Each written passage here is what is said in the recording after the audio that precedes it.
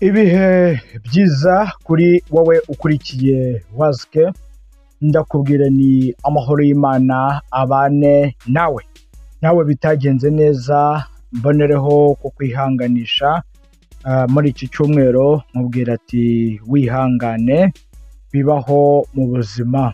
Uyu munsi biba byiza, ejo bikaba bibi, ejo bundi bikaba bibi, n'ejo bundi hawo bikaba byiza. Nibwo buzima rero, nk'ibiremwa n'inyamaswa ntoya cyane niko tubayeho.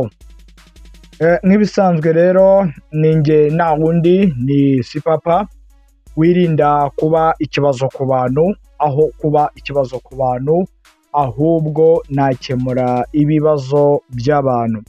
Nkunda amahoro, nkanga kuyabura. Nawe ukurikiye Wazke aho uri hose ku isi, ndakwifuriza amahoro y'Imana, ubonere aho umwanzi wawe yaburiye.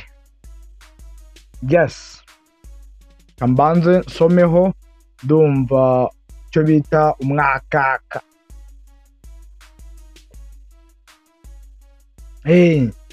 Ngendane namwe, wowe uri Oswazi, uri ku gakawa, wowe uri mu rugo aho uri hose, wowe uri poto, uri kuri ka mukaru cyangwa se uri ku ka juice, tugendane gake gake. Aya ni amaboko matagatifu. Wazke.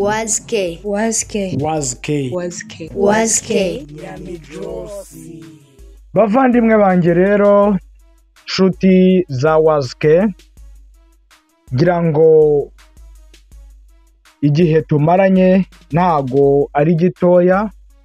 Mu by'ukuri ni igihe twabanye muri vutani kuvute, tubana mu bihe byiza.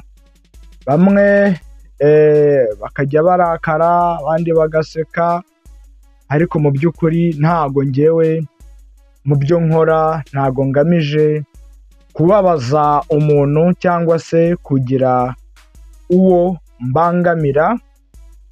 Niyo mpamvu mvuga ati nkunda amahoro, nkanga kuyabura, mwirinda kuba ikibazo ku bantu aho kuba ikibazo ku bantu, ahubwo nakemura ibibazo by'abantu.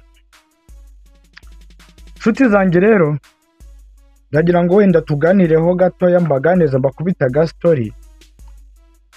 Mu by'ukuri mubona yuko nkora njyenyine hano kuri Wazke. Nkora njyenyine, ibintu byose ninjye ubyikorera, nta support nimwe ngira ishobora kuvuga ati uyu niwe muterankunga wenda wamfasha ku biganiro bigiye bitandukanye. Rimwe na rimwe hari na content cyangwa se ibiganiro mba nifuza gukora, ariko kubw'ubushobozi buke mfite bigatuma hari izo ntabasha gukora, kandi ntagakwiriye gukora ibintu mwese bibanyura, bibashimisha. Murabizi neza ko Wazke urubavu rwayo cyangwa se umutima wayo werekeje Nyamijosi.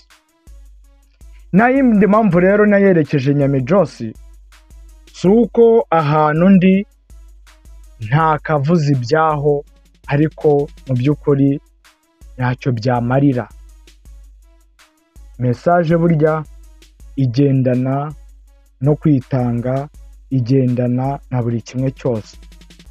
Aho kugira ngo rero njye kugirira ahandi, nzabe nduhira abandi, ntafuma nkora bimwe na bimwe bya Oswazi, ajya mvanga n'ahandi, ariko 70% ari inkuru za Oswazi.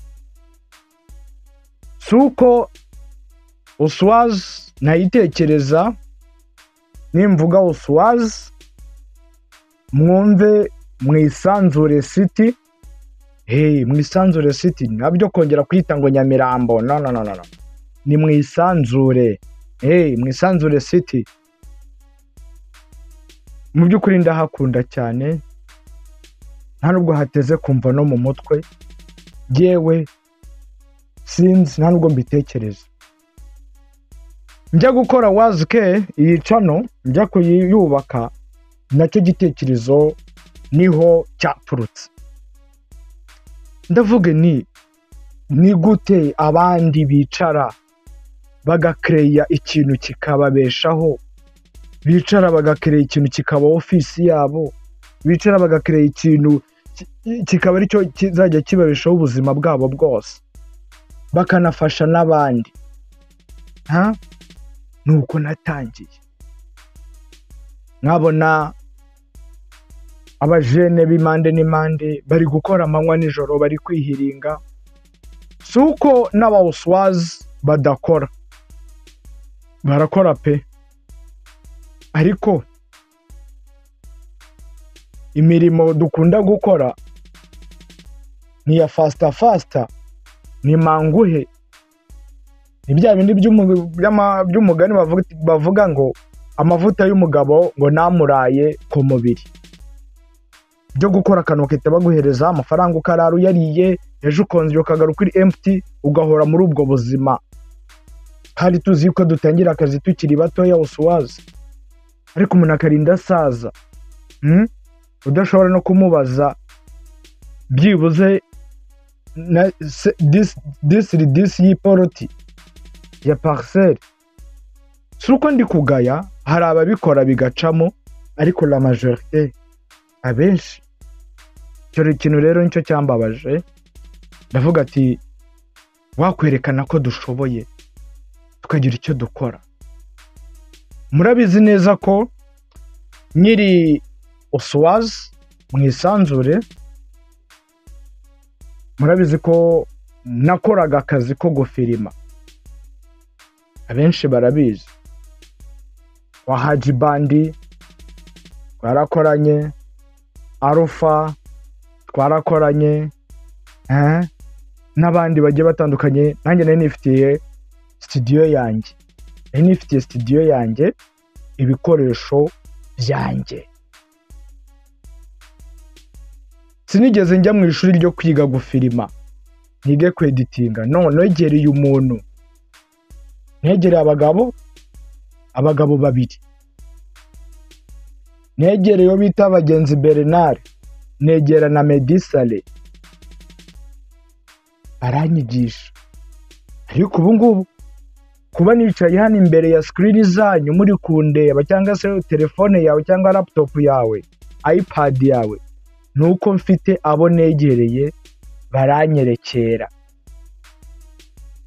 Banyerekera kubyerekeye gufirima, banyekera lighting, banyekera sound. Nubwo bwose ari biba bitagenda neza kuri njyewe iwanjye, ni bwa bushobozi buke mba ndi kuvuga, nanjye ndashaka ibintu byiza. Ubwo rero content nararebye, ndavuga se uswazi twakora iki? Ndavuga tugomba gukora ibintu by'umwihariko iwacu bihora bitrending. Hari n'izindi content nifuje, ariko kubera ubushobozi bukeya bitewe n'icyo nyeneye, ndavuga ati reka mbe ndi muri izi ngizi,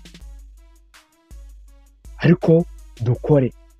Sinifuza gukora njyenyine, ndifuza ko byibuze uswazi haba hari nk'icyicaro cya wazike,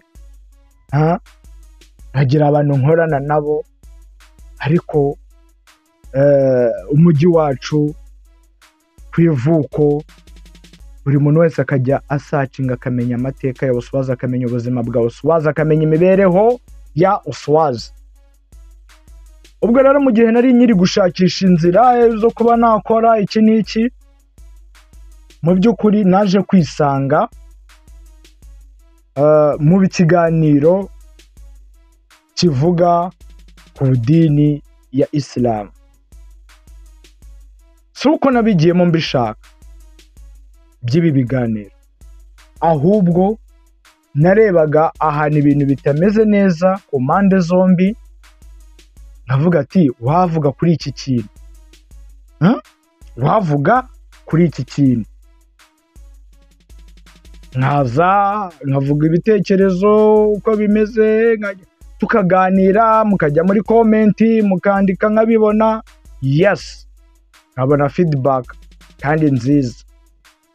Wowe ushaka kugiraho, ushaka kuvugira, ushaka kwisanzurira, ukahabona.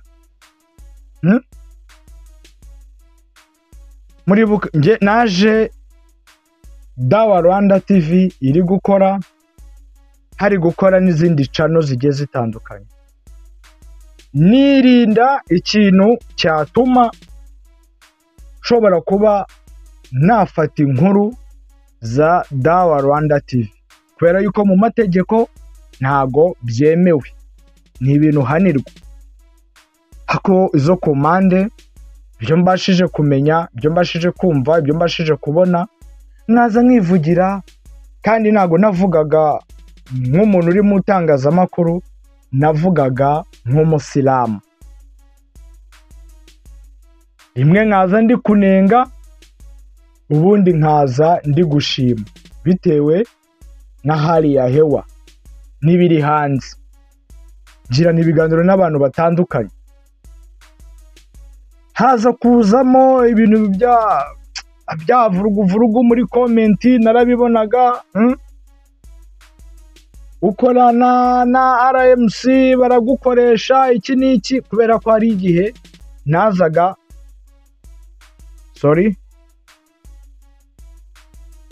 igihe nazaga ndi nko kuvuga ku muntu wo mu mpinduramatwara, swati ni Sudi, ejo nda nkavuga Rubangisa bitewe n'ikiganiro nabonye, ejo nkavuga Pepe, ejo bundi nkavuga Faraji, gutyo ngenda nkagaruka nkavuga Mufti, nkavuga Sheikh Jamiru, nkavuga Sheikh runaka, byose ngenda mvangavanga, ariko bitewe n'impamvu y'amakuru ari hano hanze.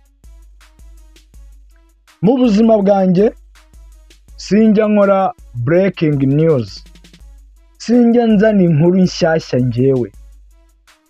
Icyo ni ikintu kizira kuri Wazke. Nzana ikintu kiri kuvugwa hanze, cyageze mu bantu, kiri mu mitima y'abantu batangaje, hari amavideo, hari amajwi, hari amafoto. Mu nkuru zose zerekeranye n'abayisilamu, nta nimwe nigeze mvugaho idafite ifoto, idafite video, idafite ijwi. Ntayo usubira mu biganiro byanjye azavuga ati iyi nkuru ntabwo yigeze ibaho, ntayo. Ubwo rero abantu batangira kuvuga ngo nkorana na RMC, ubwo bumvaga hari igihe cyageraga nkasa nk'uvuga kuri ba Pepe. Ejo nanone bwacya nkavuga kuri ba Pepe, naso nkavuga kuri RMC, nkavuga muri bamwe mu bayobozi bayo, undi akaza akavuga ati bagutamitse, bagukandiye akanyenyeri. Kandi maskini ya Mungu, nta muntu n'umwe nkorana nawe, nta muterankunga n'umwe mfite. Wazke iri papa ikimama. Urumva yuko byabaye vurugu. Abandi bakajya bamamagara inbox, bakavuga ati se bimeze bitera nkuru wayikuye iki n'iki. Uwo mbasha kuba naganira nawe nkaganira nawe, ebana ese uko ebana uba navuga njyewe niko kazi kanjye. Yes, ubwo hari ikiganiro nigeze gushyiraho, umuvandimwe umwe dukora akazi kamwe araza aratukana, avuga ibyo ashaka, ndabyumva nk'umuntu njyewe ubimenyereye, uzi uburyo twese dukora, muha go ahead, avuga ibyo ashaka. Ariko icyo gihe yakoze ikiganiro ari uko ba Rubangisa bamaze gutabwa muri yombi, abura inkuru avuga ati reka njye kwa si papa, ategereza ko mvuga twe, araheba. Ibintu birakomeje, nigire muri za vuta ni kuvute za uswazi, nigarukiye mu bindi, mu tuntu mba mbona ko dukwiriye kuba nakwegereza abantu kugira ngo baruhure mu mutwe iki n'iki. Hebana, ariko iby'idini ngewe numva ntashaka kubyinjiramo. Bamwe bakampamagara bakambwira, Ebana watubabariye ukatunyuriza ibiganiro byacu, hotuba yacu ku muyoboro wawe. Namubwira ati okay, birashoboka. Urumva yuko twari dutangiye kugirana, umuntu agasaba ikintu namunyurizaho aba nagicishaho.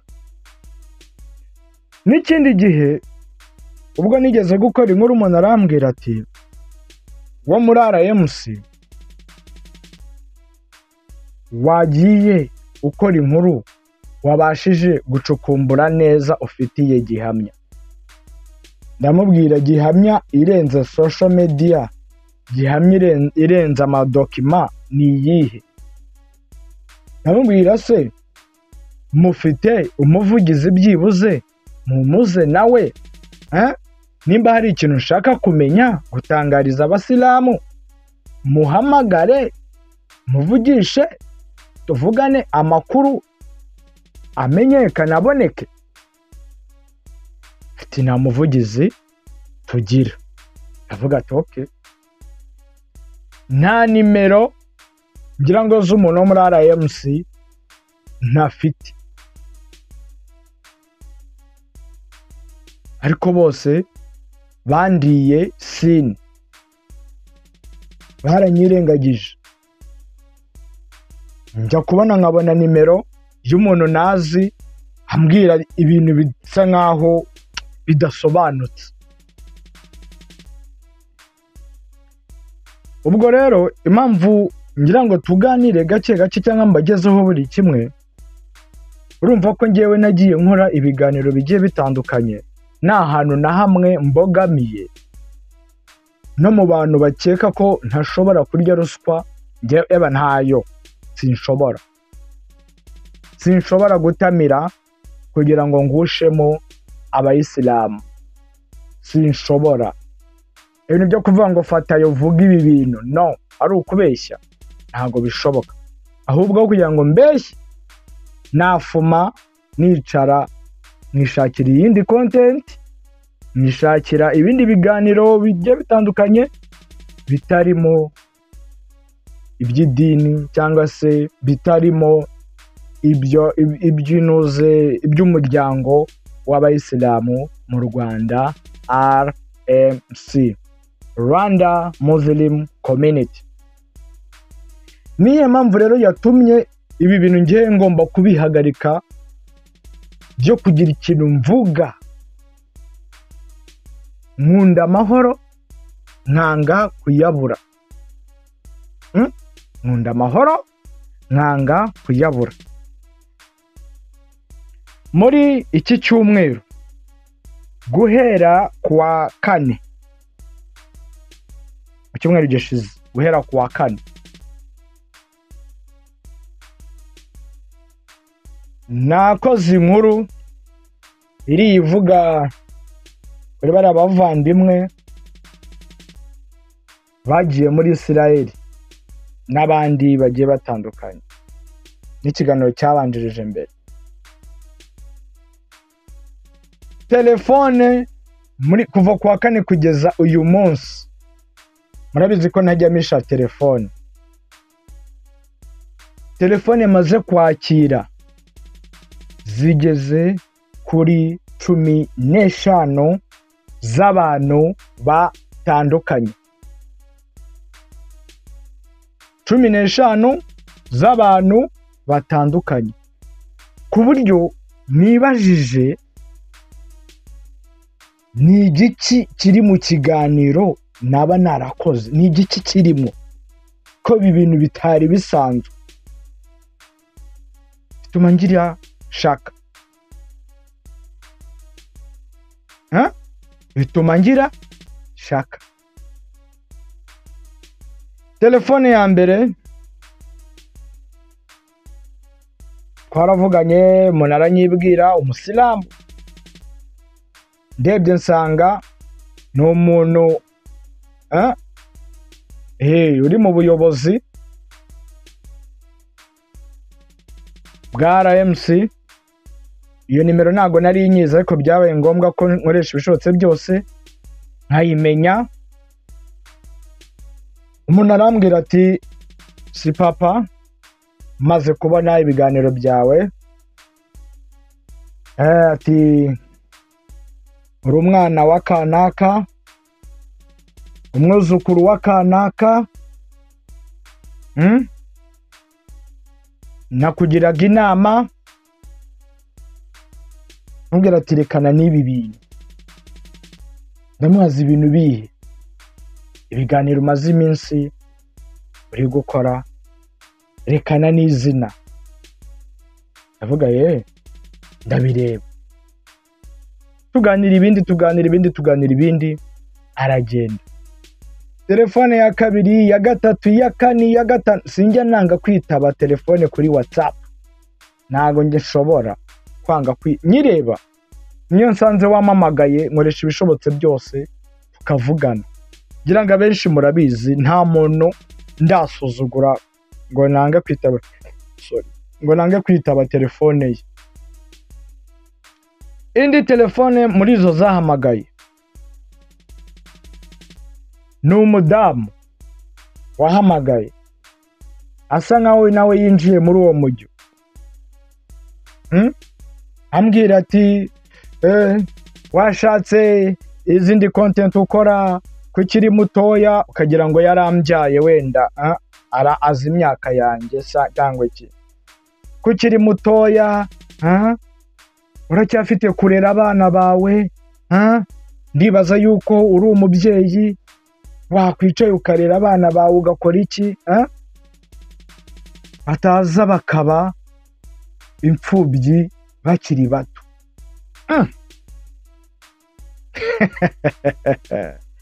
Yavuga umudamu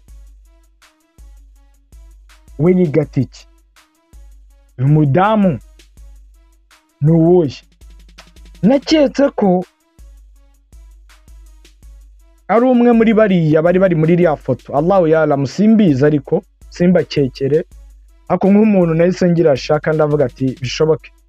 Kubera yuko umuntu yahitaga ambwira ati wahanaguye kiriya kiganiro, uwo twavuganaga wese. Ikintu rero cyakomeje kugenda kituma nkomeza gutekereza cyane,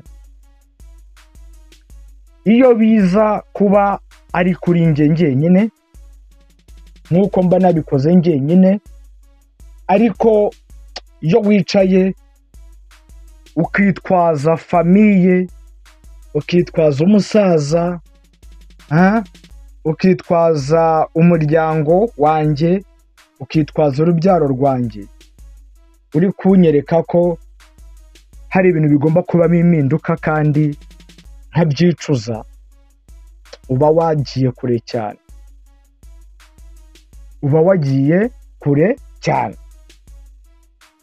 Kugenda ugashaka kujya gutera ubwoba umuryango wanjye, akaba ari umuryango uha warning nkaho hari icyo wakoze, cyangwa se nkaho njyewe hari ikintu naba narakoze. Sinzi nimba mujya mwumva amaradiyo y'aho ngaho za SKFM, za Flash, zaho Radio 1, za TV10 na Radio 10, ibiganiro mujya mubyumva bya buri munsi mu gitondo. Abantu nibashima se, abantu nibanenga, ntibicara bakavuga ati minisitiri runaka iki kintu yakoze gutya n'utya ntabwo tucyemera. Hari minisitiri, hari umuyobozi, abasirikare, ingabo z'igihugu nizinengwa. Ibi bintu wakoze gutya na gutya utitaye ku mapeta afite, kavuga ati ibi bintu birarenze, ibi bintu bikiziki, kandi ibintu bigakemukamo ko batabafungaza. abantu bagahamagara bakavuga ibyo bashaka bagakora iki. Ariko rero njye ndumva nta n'izina nigeze mentioninga cyane cyangwa ngo mvuge ikintu bikiri indani deep ninjire mu buzima bw'abantu cyane uri indani, ariko nanone ni akazi kanjye. Ubwo rero abantu baragiye bamwe bagabanya inzira, bagiye ngo sinzi ngo mu muryango mvukamo sinzi abakase muri famiye yanjye, abahamagara bambwira yuko abana bashobora kuba imfubyi. Hari ijambo bajya bavuga ati, umuhanzi umwe yavuze witwa MC Mahoney Bone, aravuga ati ndiho kubera Imana, si ndiho kubera abantu si bo Mana, abisi si abantu. Turabizi ko urupfu ari kadari, icyaba cyose Allah atagishatse ntabwo gishobora kuba. Ubwo rero njyewe impamvu nshobora kuba bibatangarije, ntabwo bimagaritse kuba nakora iby'idini ya Isilamu,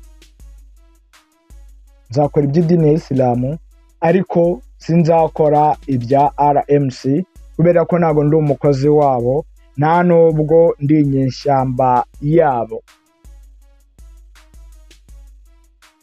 Ibintu rero nakomeje kumva abo bantu bahamagara 15 ntazi, abo nzi ni nka 5-4 nabo babatesheje umutwe, bababujije amahoro. Ko hano hariho nimero yanjye, umamagaye nk'uko abandi bamamagaye, tukagira icyo tukora. Nimba uvuga ko iyo nkuru ari ikinyoma, tugakorana ikiganiro nk'uko mpora mbisaba, nkaguhamagara tukajyana ikiganiro. Kuki mudashaka wenda kuba mwaganira n'umuntu? Nubwo nanjye ubu ngubu ntakibikeneye, nzajya nganira n'ababishaka baza bavuga ibyo bashaka, ariko njyewe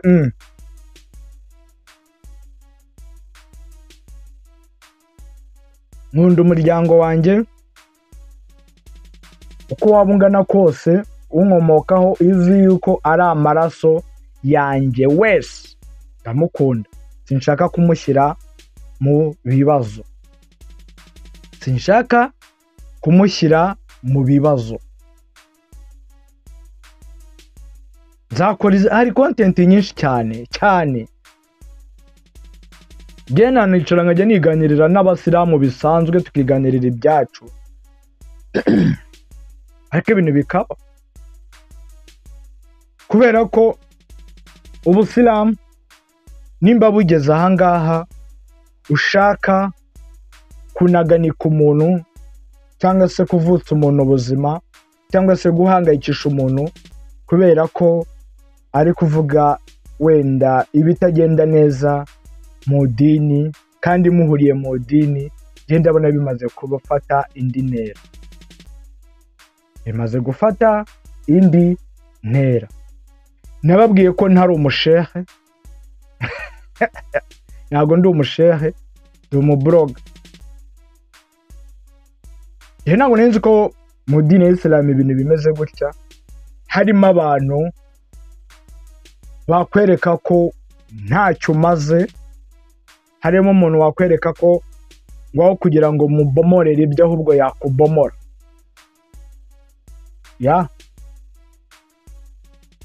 Nzaguma rero kuri la ilaha illallah Muhammad Rasulullah, ntago ndi kuri RMC. Ubwo abayisilamu mwese muri kunyumva, tuzaganira n'ibyerekeranye na Islam, ntago tuzongera kuganira ku byerekeranye na RMC, ntago nzongera kuganira nabo. Siko bimeze, kubera ko ibi bintu bigiye bibyimba, sibyo ko nagiye mbona ari ahantu bigenda bihuriramo gake gakeya bitewe n'amakuru aba ari hano hanze, harimo kudekona, kubona yuko waguye muri Ross, kumva yuko nguri kugumura abantu. Ntawe nagumuye. Nta muntu nagumuye. Ubwo rero misemo guceceka nka Gitamisi nkashaka izindi nzira. Ariko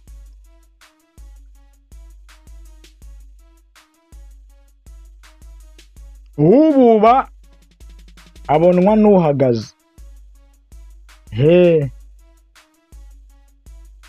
Agiye mbabona benshi babumva, ariko ibiganiro nzi yuko hari indi nzira bizacamo kandi tugakomeza kubona ibiganiro byiza insha Allah bigiye bitandukanye. Bigiye bitandukanye. So reka minira ahangaha rero ngira ngo mbashimire, babwira nti dukomeze tubane kuri uru rubuga. Hari utuntu twinshi tugiye kuzajya tuhaca duhamagarana. We nuhamagara ukivugira ibyawe, it's okay. Nuhamagara ukivugira ibyawe nta kibazo, uzaba uri ku line, uzaba uri ku murongo kabisa. Ngewe icyo nashaka ni ukumva munongera kuvuga ijambo RNC.